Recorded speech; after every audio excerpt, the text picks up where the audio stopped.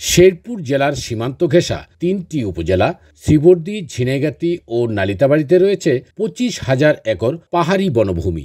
জেলার সমতল ও পাহাড় মিলিয়ে এসব নৃগোষ্ঠীর ৭ সম্প্রদায়ের প্রায় ২৬,০০০ সদস্যের বসবাস। প্রতিনিয়ত লড়াই করে টিকে আছে এই মানুষেরা। মৌলিক মানবিক চাহিদা বঞ্চিত এই মানুষের কাছে সরকারি সাহায্য সহযোগিতাও পৌঁছায় না অধিকাংশ ক্ষেত্রে। রাস্তাঘাট চলাফেরা অনেক কঠিন, আমরা পায়ে হাইটা বাজার যাইতে হয়। আদিবাসী বিষয় নিয়ে তো সরকার বহুত কিছু কয়, কিন্তু আমাদের কোনো কিছু উন্নয়ন তো হইল না। মাতৃভাষাকে টিকিয়ে রাখতে সরকারের সহযোগিতা চান গারো সম্প্রদায়ের এই শিক্ষক।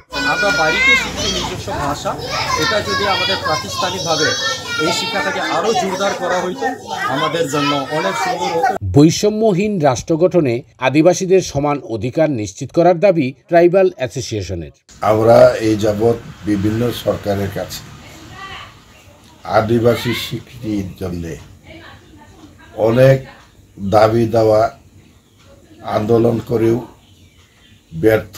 শেরপুরের পাহাড়ি জনপদে বসবাসরত ক্ষুদ্র নৃগোষ্ঠীর প্রতি সহযোগিতার হাত বাড়িয়ে পাশে দাঁড়াবে সরকার, এমনটাই প্রত্যাশা তাদের।